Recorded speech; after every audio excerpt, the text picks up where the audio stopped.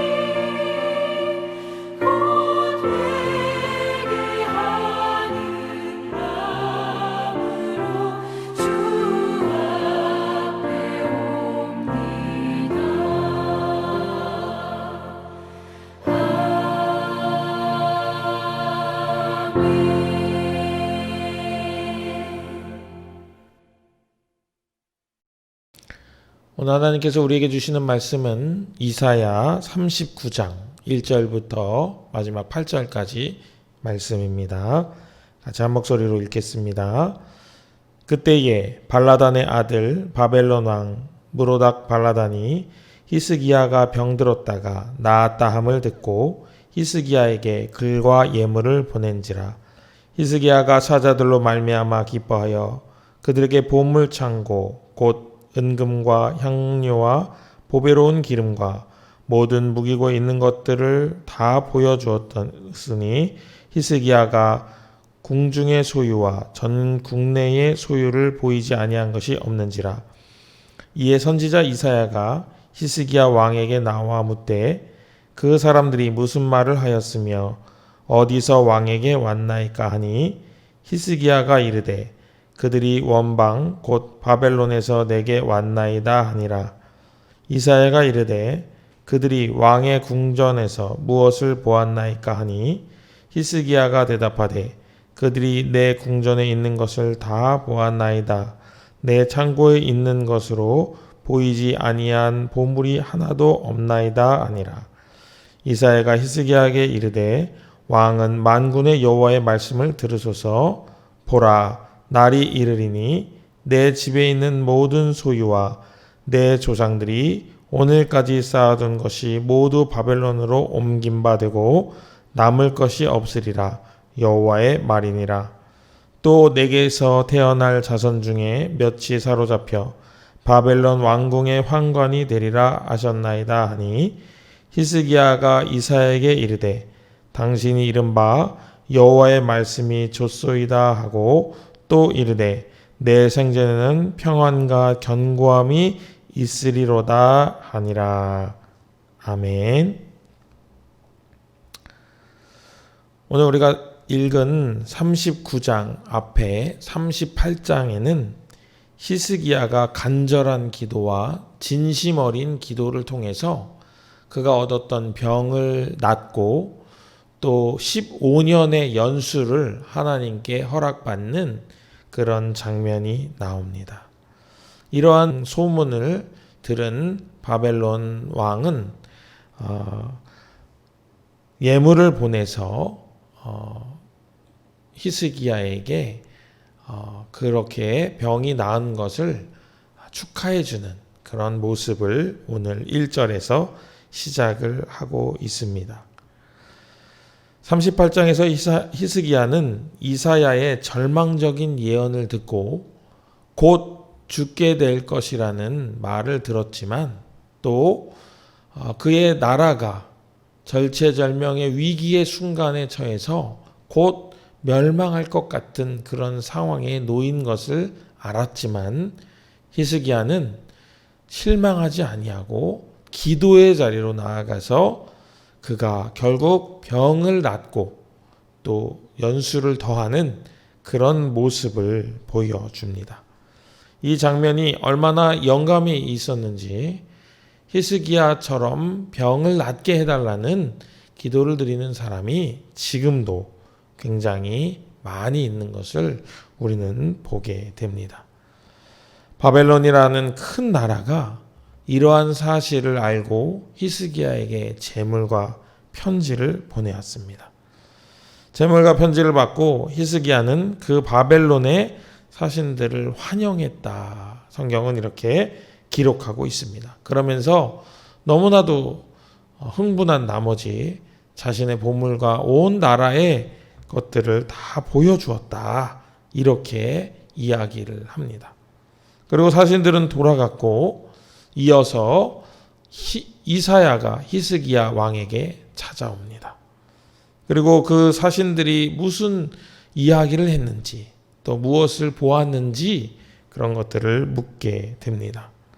히스기야는 자신의 모든 보물을 보여준 것과 그들이 멀리 원방에서 왔음을 이사야에게 이야기합니다. 그러자 이사야는 앞으로 당하게 될 국가적 위기에 대해서 예언을 합니다.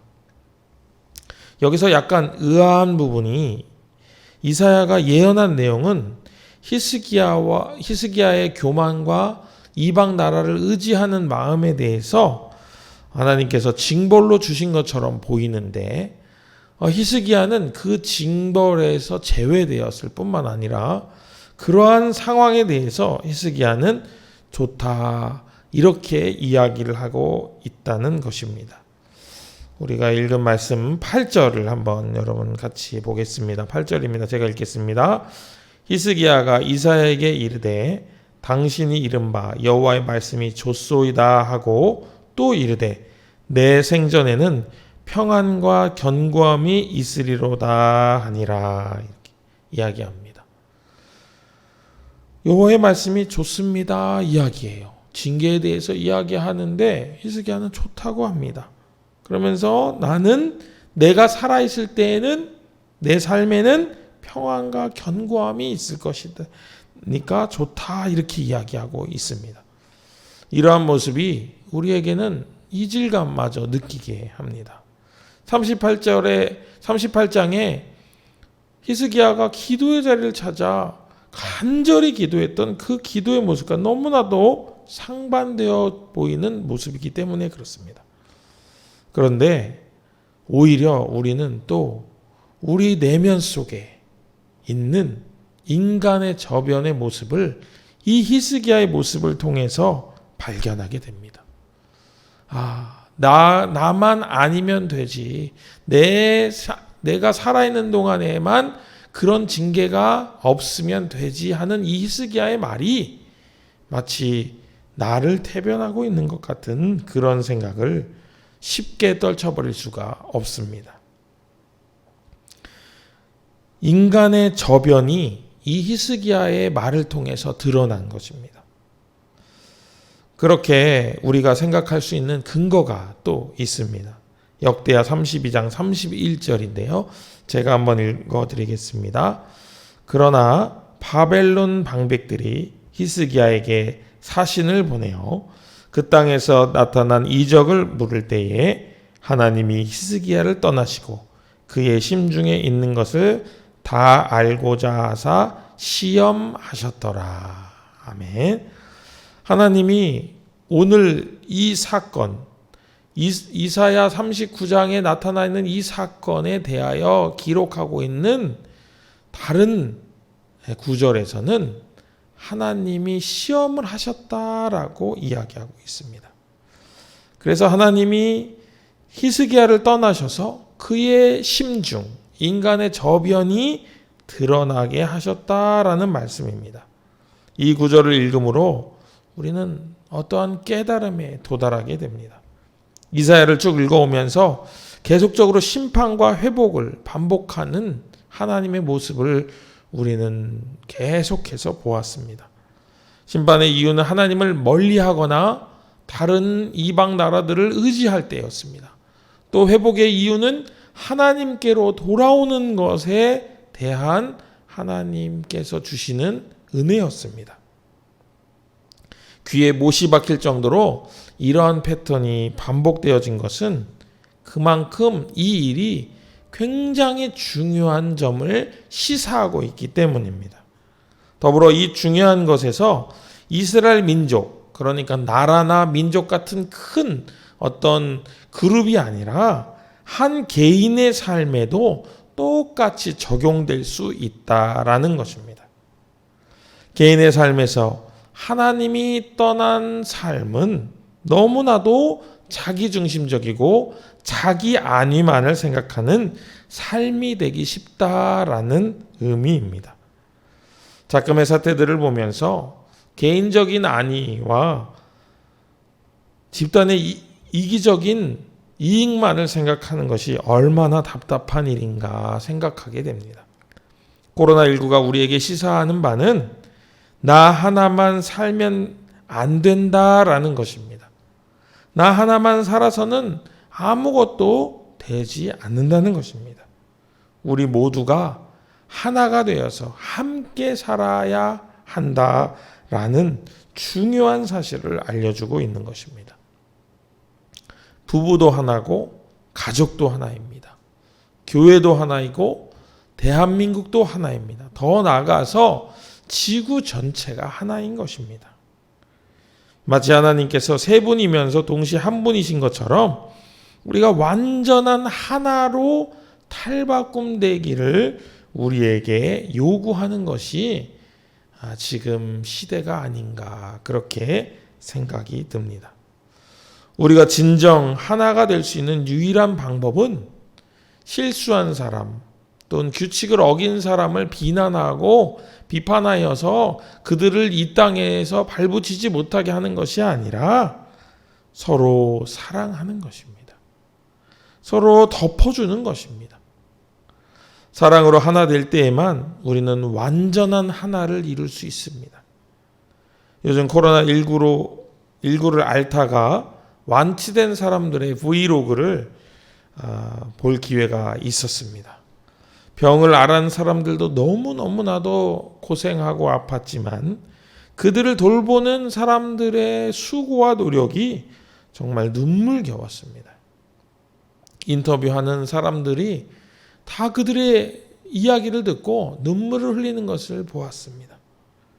체온 한번 재기 위해서 겹겹이 방호복을 입고 또 소독을 하고 이중문을 통과해서 환자에게 다가오는 사람들, 또 방호복을 겹겹이 껴입고 그 환자가 있는 병실에 들어와서 플라스틱이나 철제 가제도구들을 다 일일이 닦아서 바이러스가 서식하지 못하도록 하시는 분들, 그런 분들의 모든 노력이 얼마나 눈물겨운지요.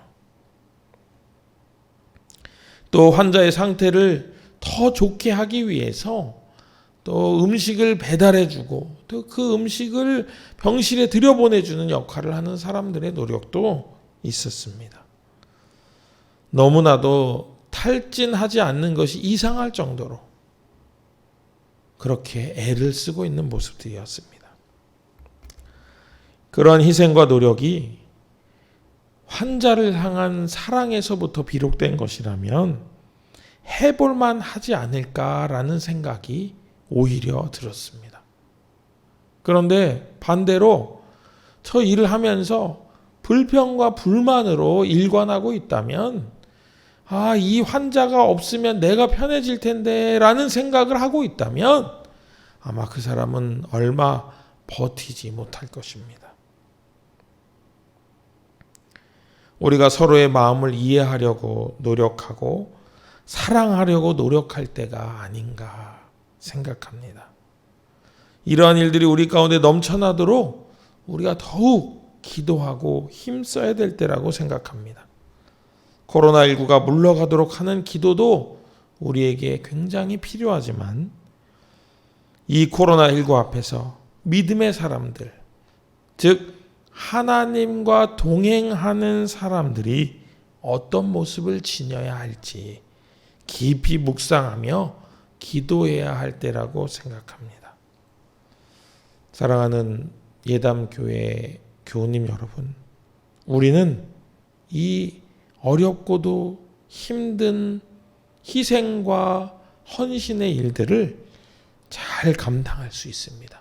왜냐하면 우리 마음에는 하나님께서 주신 영원히 마르지 않는, 아무리 퍼내도 사랑이 줄어들지 않는 샘이 우리 마음 가운데 있기 때문입니다.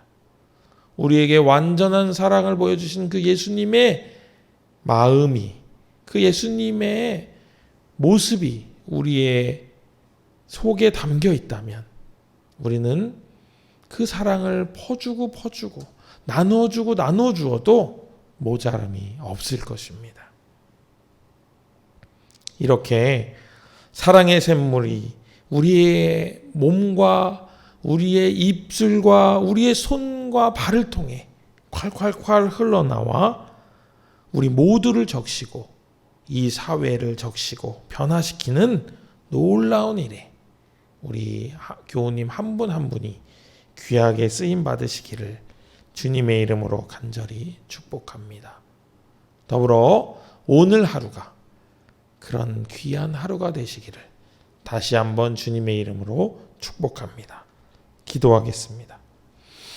은혜로우신 하나님 아버지, 저희들의 마음에 사랑의 샘을 허락하여 주시니 감사합니다.